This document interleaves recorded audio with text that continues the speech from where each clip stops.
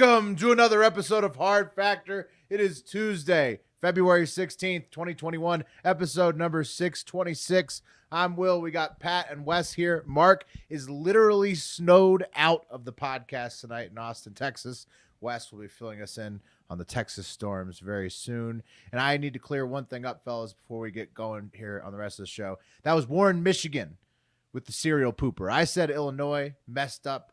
Whoever put the text in the video there. Yeah, it's Michigan.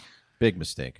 Yeah, well, either way, those are two cold states, so the turds will be frozen if the serial pooper poops again, if he strikes again tonight. He's gonna. There's no way that guy just puts it down, hangs it up, so to speak. Oh, he's not. Yeah. Hey, he's still on the land. I mean, they don't know shit about him. Picking up my dog's poop has been just such a breeze out in the snow. You like it when it gets like nice and hard real quick? Yeah, it's perfect. You should bring a golf club out there, Wes. And just smack it? Yeah. That'd be a sight. I don't think we're going to do too many like heavy hitting political stories today. So some politics stuff off the top that's going on that won't cover in depth. I saw Pelosi's vowing to do a full investigation of the Capitol riots. I don't know. Did you guys see anything else about that? I'm curious, like, what is she going to investigate? Because the FBI has been going nuts on investigating the people that actually rioted. There was the whole they were arrested, a lot of them, right? So were some people complicit? There, that was the big question. Were certain members? I guess maybe she's going after members of Congress. Yeah, I think Capitol Police. Even if they were quote unquote complicit or they helped, they probably didn't do it intentionally. They were probably just being fucking idiots. Like, right. Yeah. And also the outcomes of these would be a lot like the impeachment conviction, right? Like, I mean, it would be like you'd run you'd do the investigation. You'd be like, this person fucked up, but are we really going to do anything about it now? Yeah, if it did happen, it's very similar to like the opening scene of Home Alone, where Joe Pesci's dressed as the cop and he's standing in the foyer, and then he gleans information from the children about the fact that the McAllisters are going away to France for 2 weeks. Yeah. So exactly. Andrew Cuomo, governor of New York, getting more shit by the day for lying about his COVID numbers. Also, turns out Ohio may have missed a few COVID stats there too. Whoops, Ohio. I don't understand how you fudge those numbers, because like, those numbers literally are everything. Like every single thing that's a pain in the ass in your life today is determined by those numbers. How many people are dying? How many people are getting sick? Like, how do you fudge that? Like that's the basis of our whole and then weird get an Emmy for your daytime performance while fudging. It's amazing. Yeah. And according to conspiracy theorists, those numbers are worth a lot of money because the more COVID deaths, the more money the hospitals get. Apparently, isn't that what the rumor was? Potentially, yeah, funding for a number of cases. I don't know exactly how that works, but either way, bad idea, and then really bad idea to fess up to it and get caught. Yeah, the whole thing. Actually, probably worse idea to do it and then. Just an idiot, bro. I also feel like with COVID, it sucks when you get bad numbers and then you got to report those numbers. It's never fun.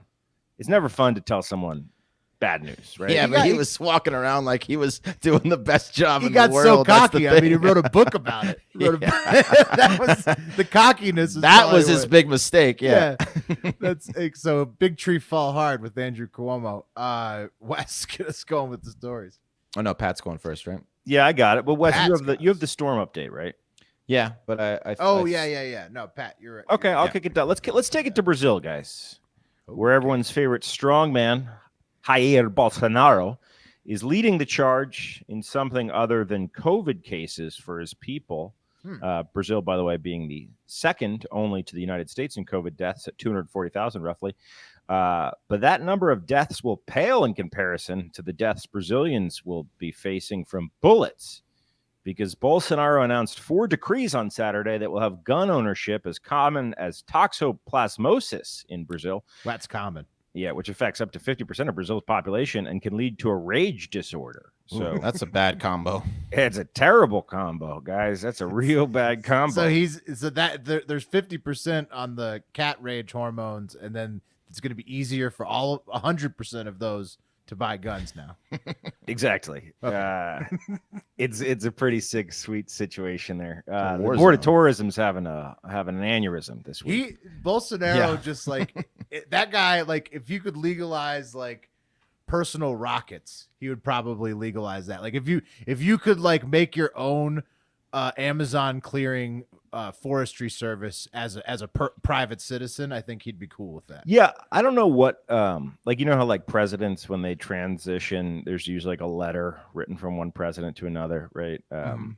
Like I would imagine that if they have a similar tradition in Brazil, the first line in the letter is or the last, probably both, don't sell the rainforest. All we got really is the rainforest. Don't sell it. Pretty big natural resource, yeah.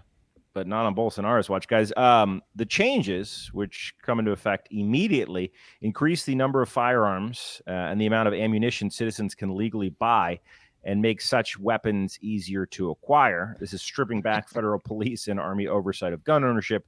And look, I'm not sure what Brazil's gun laws were like. Right. I was going to say, were they very overbearing? It seems like they have lots of guns. Loose.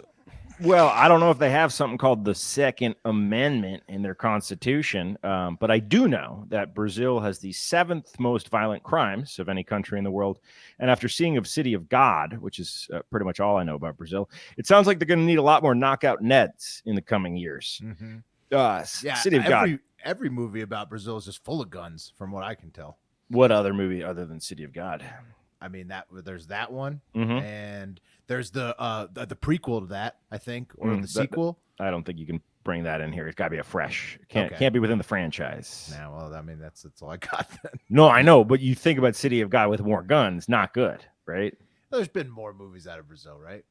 No, I don't know. There wasn't that a MIA video shot in Brazil? There you go. There you go, Wes. Nice. Yeah. Guys, at least one Fast and the Furious, right? Because I know that they go around like the number 5. Bubba's telling me Fast 5. There we go. Yeah. Boom. Speaking of Fast 5, quick diatribe.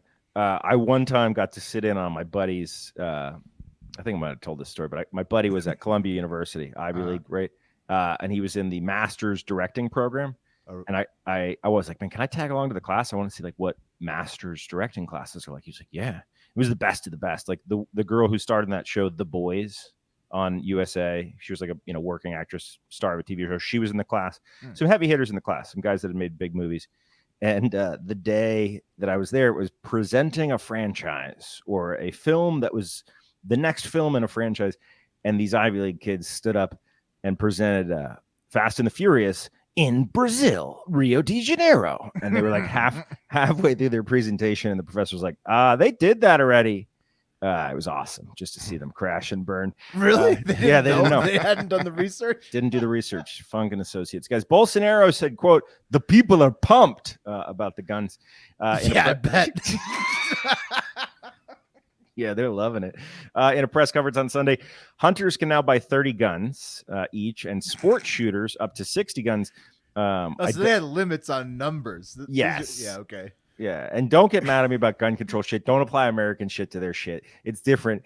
But yeah, sport shooters can now get 60 guns. And good. They were probably really throttled at the 20 or whatever. Sports shooters, my ass. Exactly. Yeah, is killing your neighbor a sport over there, guys? The Brazilians.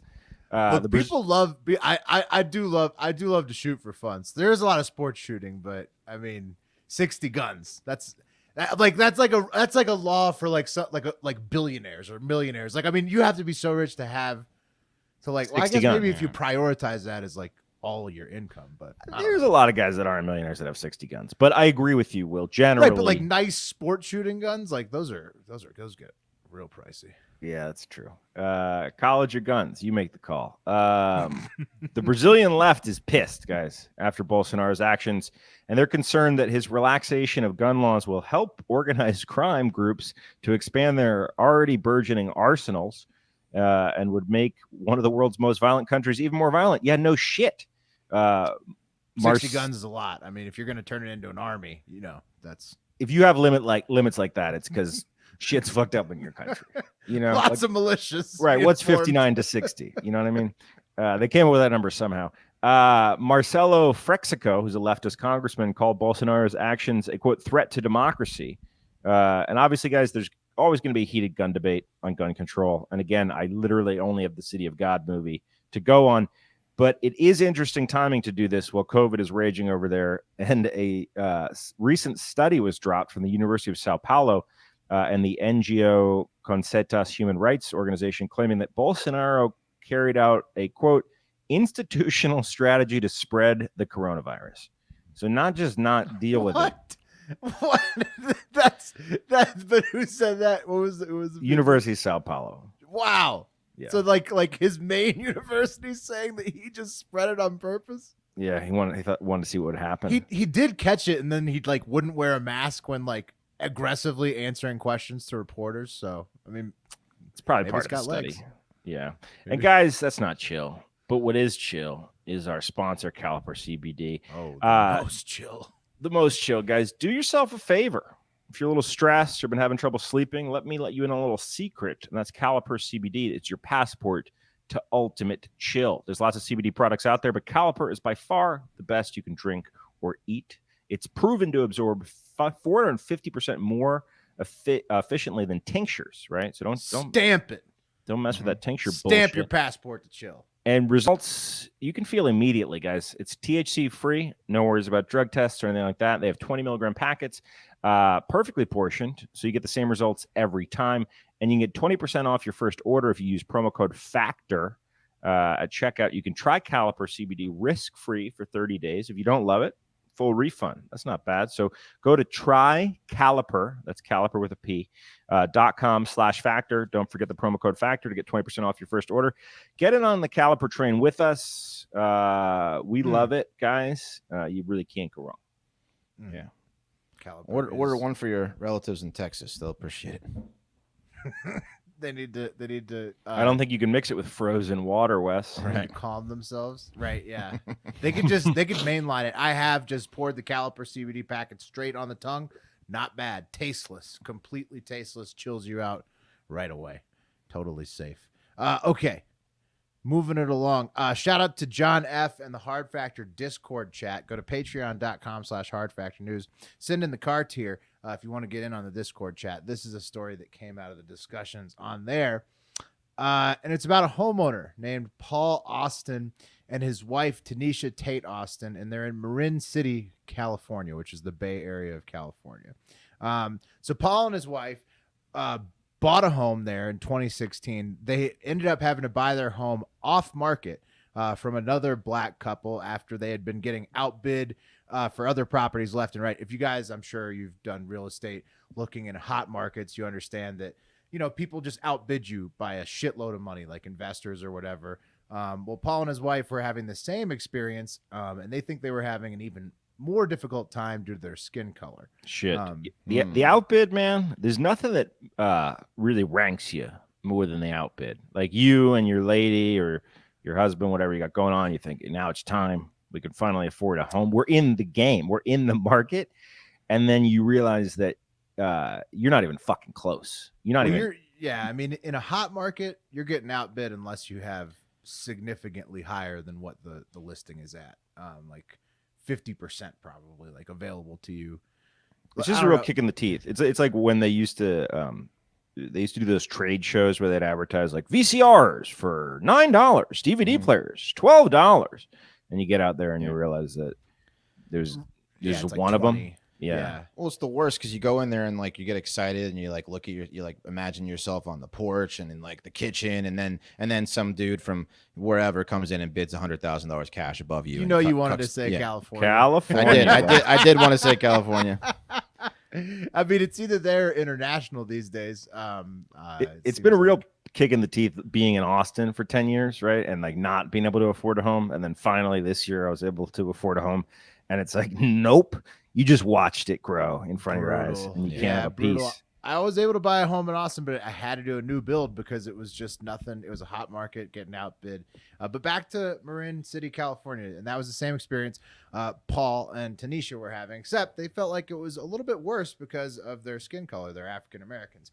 Fast forward to 2020 or 2021. I'm not sure exactly the timeline of when this happened, but it's time for Paul and his wife to get the home appraised after a ton of upgrades that they did on the house. The home was appraised for $989,000, which is, I think like not that crazy in the Bay Area, but that's just $100,000 more than what they got their home appraised for right before they did their renovations. And they spent $400,000 in renovations on the home. So like that's only, so they got it appraised at $889, did $400,000 of renovations, then got it reappraised at $989.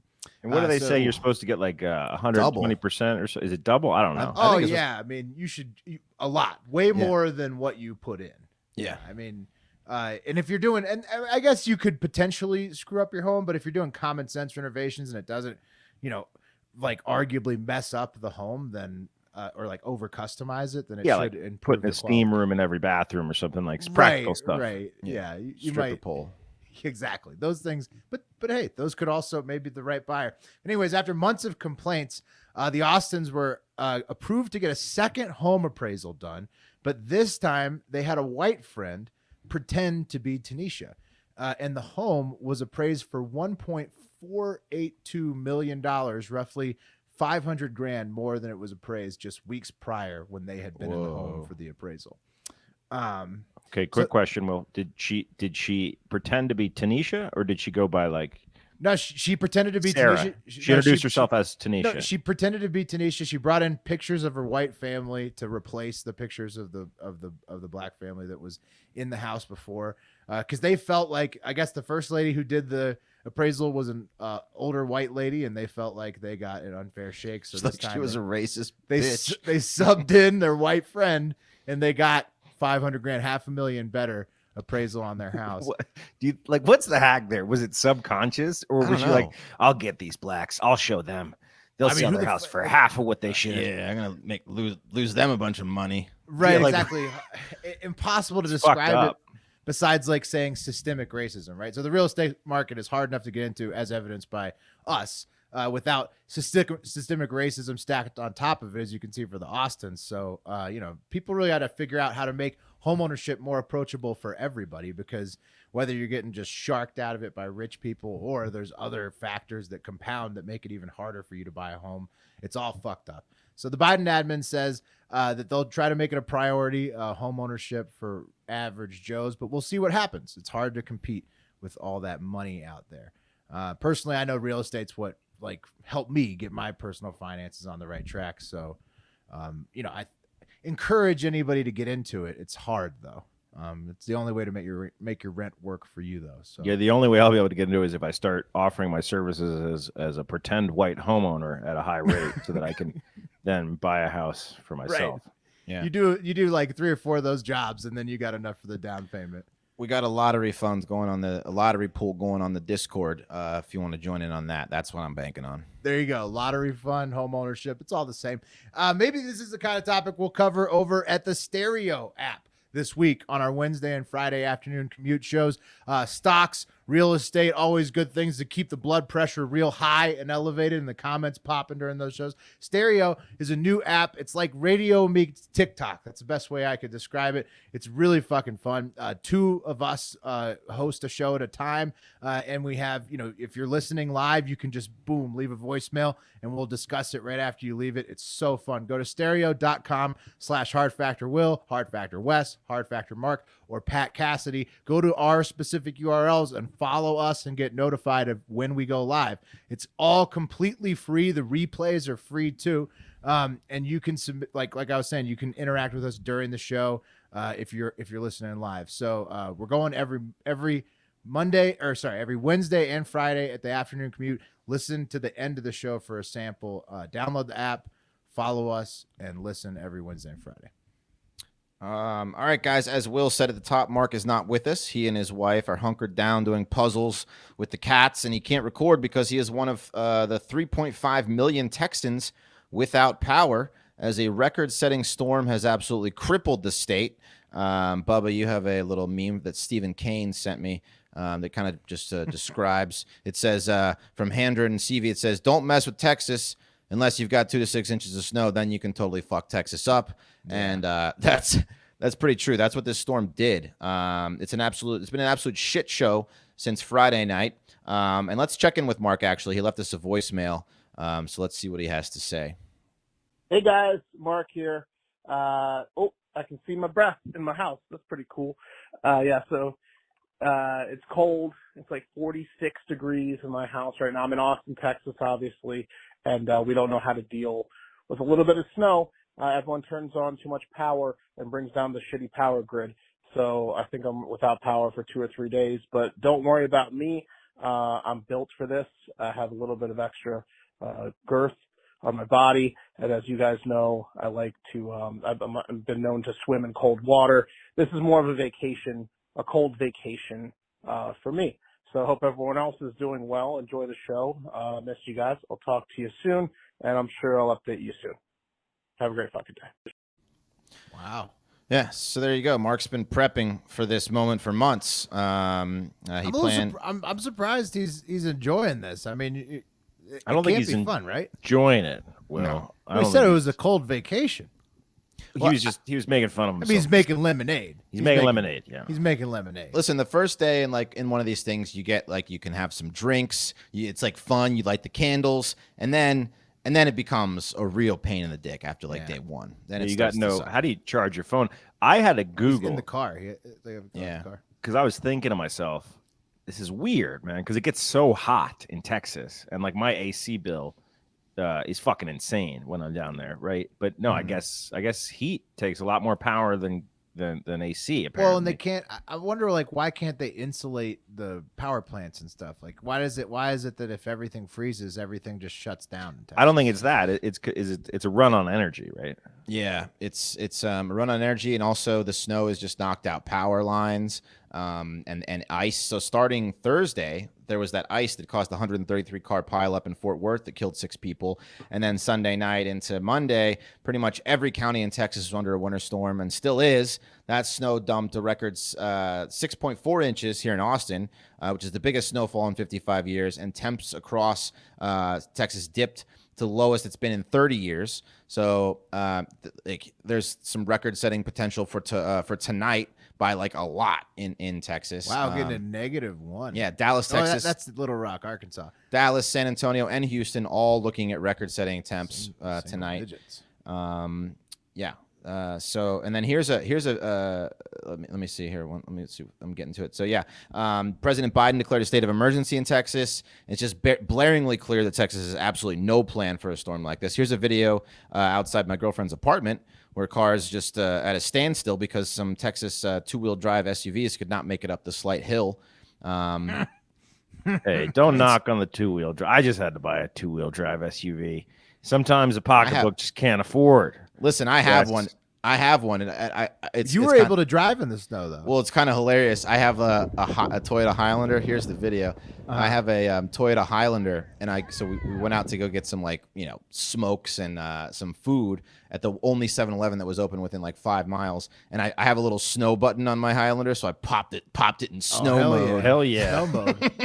And it worked, huh? Yeah, brush the dust off it. It was fine. I mean, you did a lot better than these fucking truck drivers that you just videoed. Yeah. Holy shit! There's 3 of them that are just stuck on 2 inches of snow. Well, how can they not drive on that? I don't know. It's like a Tahoe, and it's like a two-wheel drive. And Tahoe. there's a Ford F-150 just off the road behind. Yo, driving on snow, we know this, but having driven on snow where we grew up, it's not about your vehicle. It's about how big of a pussy you are or aren't. Well, when you first learn to drive on snow, you suck at it. Everybody sucks at it. But I also don't buy that there's learning to drive on snow. There is learning. The first time you have to skid through an intersection and not realize you need to slow down way before you stop.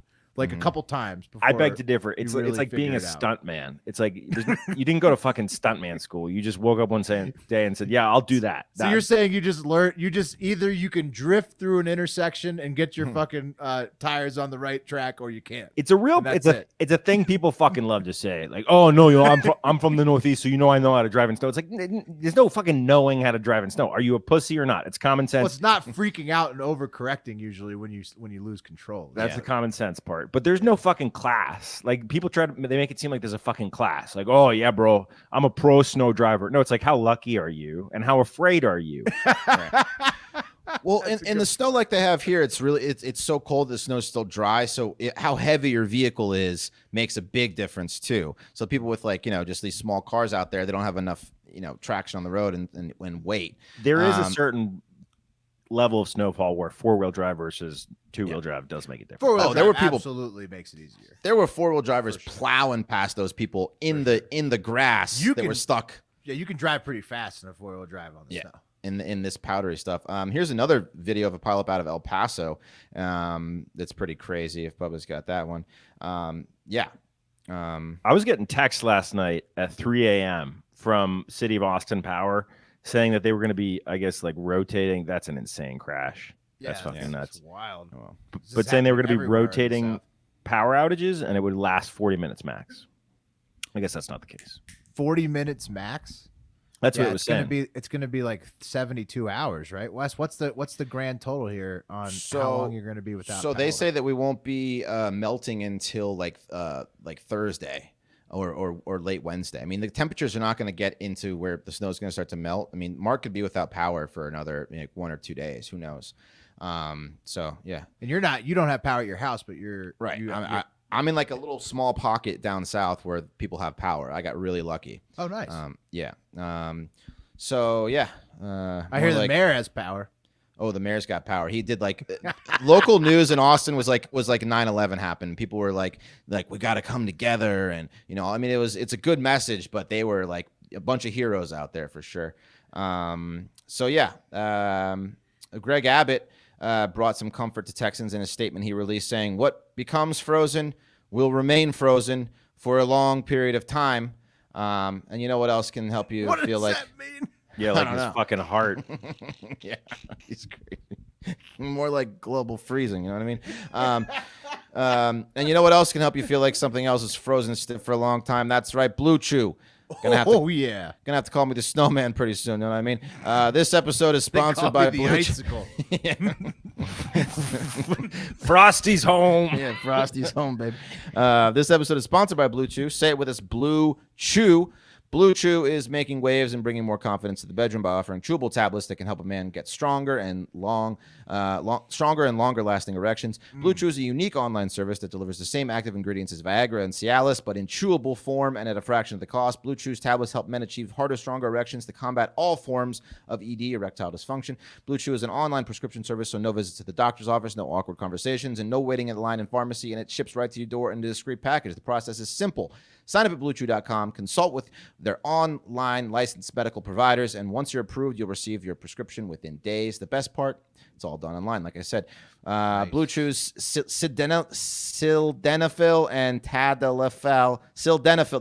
tadalafil tablets are chewable. Nailed it. Got it. Blue Chew tablets are made in the USA, and they prepare and ship direct, so it's cheaper than a pharmacy. So if you could benefit from extra confidence when it's time to perform, visit BlueChew.com for more details and important safety information. And we've got a special deal for our listeners. Try Blue Chew, BlueChew, free when you use our promo code HARDFactor at checkout. Just pay $5 shipping. That's BlueChew.com, promo code HARDFactor. Receive your first month free. And we thank Blue Chew for sponsoring this podcast and for all those strong, longer-lasting erections. Yeah, make your erection like calculus.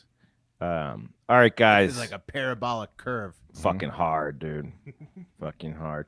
Guys, what's the only thing that can stop a bad guy with a gun?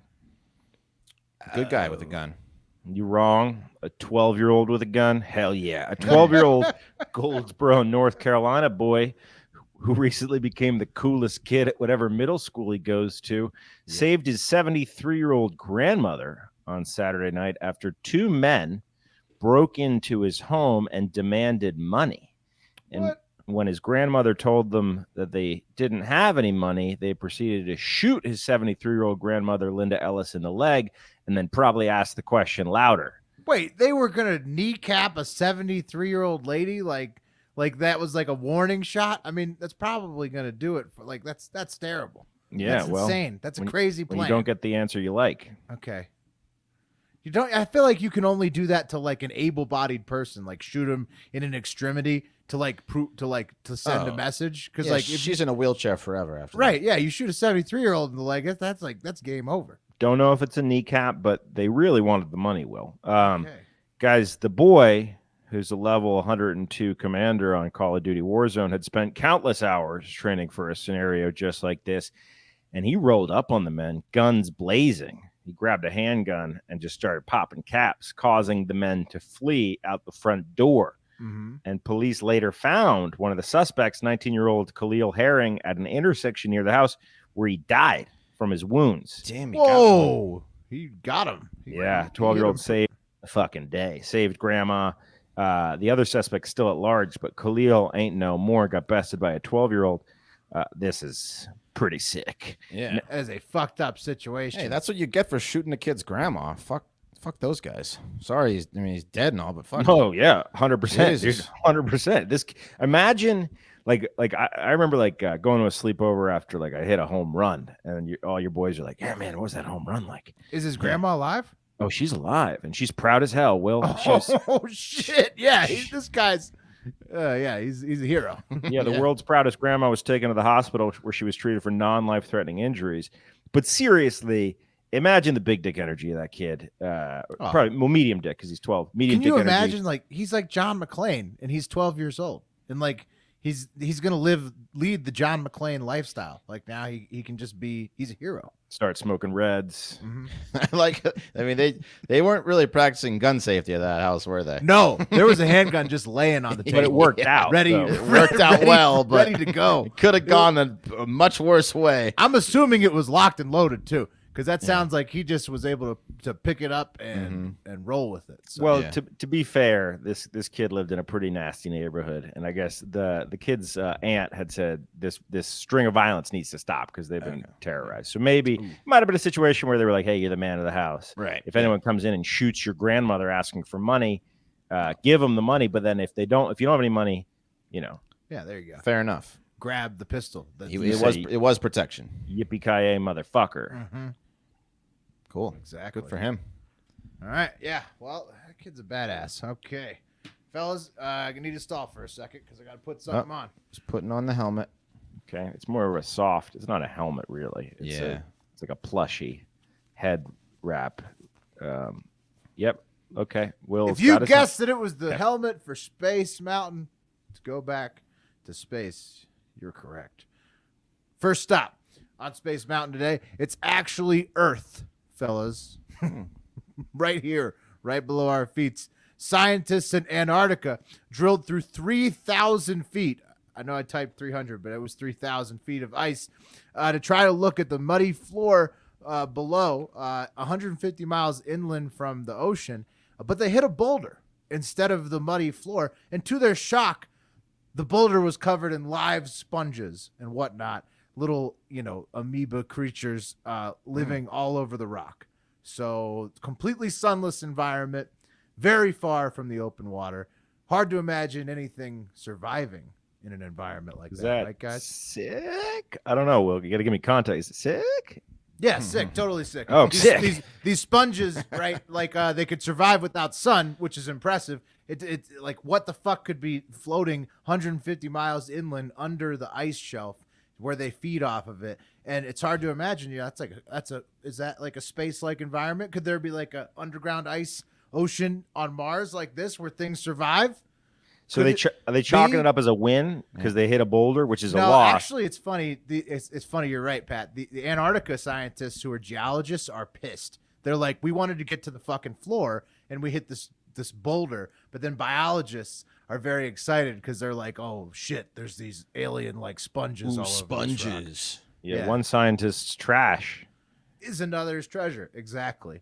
And that's the way it is on Space Someone Mountain. didn't do their sonar work, methinks. Well, no. See, apparently in Antarctica, they've been trying to get to the muddy floor forever, and every time they drill a hole, they hit a rock because it's so rocky. So they just can't. They just. But this rock happens to have these like alien like It's sponges. like friggin' Philadelphia down there. Yeah, exactly. And I don't know. Maybe there could be some ice caves with these boulders on Mars. And speaking of Mars, the NASA Perseverance rover lands on February 18th, but it got beat there, unfortunately, by 8 days by China on their first Martian rover, the Tianwen-1. So the Tianwen-1 entered Martian orbit on February 10th, and the plan is that it's orbiting Mars. And there's a nice video that they released. It's orbiting Mars, but they're not launching the lander to go to Mars till May or June. The Perseverance, once again, I can't stress this enough.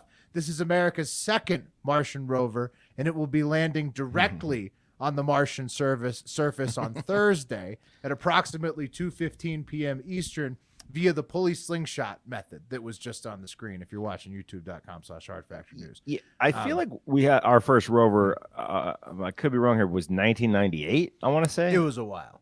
We've been on Mars for at least a solid decade. What the fuck did that rover? No, it's 22 years. I think it was. I'm going to Google it, but I think Yandex it. It was a long time ago. We've been there a while. Oh, by the way, Yandex is picking up steam. I was on an app the other day, and you could sign up via Yandex, like Google or Facebook. What app were you on, bud? Probably one I should delete, but yeah. You could sign up via Yandex. Yeah. So what I'm saying here, guys, is that space. A lot of stuff's happening. Learn? Okay, there it is. 2012. Okay. Curiosity was America's first Martian rover in 2012. So we've been up there for almost a decade. China's joining the party. They're just in orbit right now. But America, we're hitting land for the second time on Thursday. I'm looking on here. It says that our first was the Sojourner rover, the Mars Pathfinder, in 1997, July 4th. Good day. Oh, so this is our third. Yeah, and then the Spirit, then the Opportunity, then the Curiosity. Oh, these are the missions. We're gonna get back to you. Well, you probably launched. You launched like 4 years before you land. I just remember my dad being like, go on NASA.com and download the Mars pictures, and then it was tits. Oh, by the way, if you were listening to Hard Factor back in the day, you put your ticket in to be one of the names that lands with the rover. I'm on there, so Hard Factor is represented. Just in case none of the other hosts or the listeners did it. I did. Yeah, I didn't do that. Okay, I got my commemorative ticket to prove it. So, Bubba, Cool. What are you showing us here? Bubba's got some more information. 1971. That was a Russian. one. Yeah, no, Pat's right. The first US one that landed was in 97. It says the one that landed in 97 was the first successful one, but they lost communication right after. Right. It was just like a piece of junk on the Yeah, it was there for a couple of months. It lost communication, but then, but yeah, I mean, that was right. We got there a lot longer than I actually thought. Yeah, China's stepping it up though. They're landing on Mars soon, and they are already on the dark side of the moon too. So, a lot of stuff going on. With the Fun Chinese fact: space I'll Be Missing You, Puff Daddy featuring Faith Evans in 112, number one, on the day we landed on Mars. Nice. July 4th, 1997. So we need to get one of these fucking things to just plant a flag. That's what that's the most. I think the important new thing one's got to be capable of it. Right. The new one's got like sensors to sense underground lakes. We need all kinds of stuff. a flag planter and then a picture of the flag, and then we send that to China. Well, that would work. It's 2021, and it's all possibility, Wes. Anything is on the table, and everything is coming up space. So Okay, cool. All right, last story of the day. Guys, we've all experienced bad neighbors, right? I lived next to a meth house for a while, barking dogs, partiers. It's a crapshoot, especially if you live in an apartment complex. Pat, have you discovered any bad neighbors yet? Man, my building is so quiet. Nice. No bad neighbors yet. Okay, well, good. nobody pulled a gun on you or anything like that. Not here in Rutherford. It's a village. Well, No. There was a house I lived at with Mark and PFT one time. The neighbor just he didn't pull his shotgun on us. He just displayed it proudly right in front of our faces. that story gets bigger every year. Anyways, now, guys, some unlucky people in Germany can check off the my neighbor let his venomous snake escape and we had to be evacuated off the checklist. The Cologne Fire Department in Germany evacuated 10 apartments after one resident's South African Cape Coral snake, pictured here, was found missing from its terrarium Sunday. And it's a small but venomous, extremely venomous snake. So after this guy failed to find it, he called the authorities. And at 6 a.m. Monday, residents were awoken with firefighters banging on their doors, telling them that their weird neighbor lost his weird snake and that it could be anywhere and they had to get the fuck out. and it's extremely venomous and tiny. Right. Mm-hmm. See, Cuomo had a very similar situation. This is like an analogy for Chris Cuomo's situation, or I'm sorry, Andrew Cuomo's situation, where he knew things were bad and he should have made the call. He knew but the little didn't. snake was out there. Dude. This is imagine getting to the point where you have to make the call, where you're like, well, I can't find it. I've looked everywhere for it, and Turns out now I need to snake's been evacuate the roaming fucking around. building, and everyone needs to know I'm a fucking weird snake guy. Yeah. Yeah. Now they know. Now they know. So 20 people, 20 firefighters and animal experts searched for this fucking snake. From the article, the venomous nocturnal hunter of lizards and rodents normally found in the arid regions of South Africa lifts itself upright like a cobra when attacking. So not something you want to come across. Luckily, they did find the snake after 3 hours of searching in a baited trap, and the man did have a permit to keep the snake. What do you think about this? You cool with your neighbor keeping a deadly snake like one fucking wall from you? I mean, I don't like it. I Just respect get into the somebody's vents. right to like own it, I guess, but No, only if it's a Ugh. well-behaved snake, and how you're gonna have to put that snake through classes because otherwise you can't. There's no way you control that snake. Yeah. I mean, people have rattlesnakes and shit though. So I'm signing every petition that says no for what anyone about to have a snake next to tarantulas me. then? Tarantulas? Well, tarantulas They are, could technically bite you too. yeah, but they're not as venomous as like something like this. They're not very venomous at all. It's a slippery slope starting to like tell people what they then like guys like Joe Exotic end up in jail. Listen, What's up, Bubba? But you can continue, West, if you had something. I was gonna say if it's not like indigenous or like to this like area, I don't know if you should be owning it. I agree. Well, I was going to Also- say, sorry, go on. Oh, a tarantula venom is weaker than a honeybee's. Just so Yeah. you know. Wes, you're a treasure hunter, and this is like one of any law examiner. This is their favorite question: is anything about a wild animal, whether it's a snake or like some sort of pet that's domesticated but not a real pet. Mhm. No matter what, there's strict liability. So, like, if you're signing a petition that doesn't allow it, you have no chance of making millions of dollars. But if you get bit by one of these, maybe not that venomous, or you get hurt by a snake that's not even venomous, like you get hurt running away from it, Mhm. you can make a lot of money from it. So, like, as a Really? treasure hunter, well, yeah, what do you think? So you're trying to get Wes into frivolous lawsuits. Into a possible like 1 in a billion chance. Shit. You're trying to Will, get Wes take that back ambulance so I don't chasing. get take You're- that you're- back so I you're- don't get in trouble, please. You're trying to get Wes ambulance chasing like he's treasure hunting. This is an interesting twist in the I'm about to treasure go hunting plot. searching for venomous snakes. Shit. Wes, Look, jump I'm gonna get off this one now. Yeah. No, I don't want my neighbor owning rattlesnakes or anything that can slither into my apartment. That's the bottom line.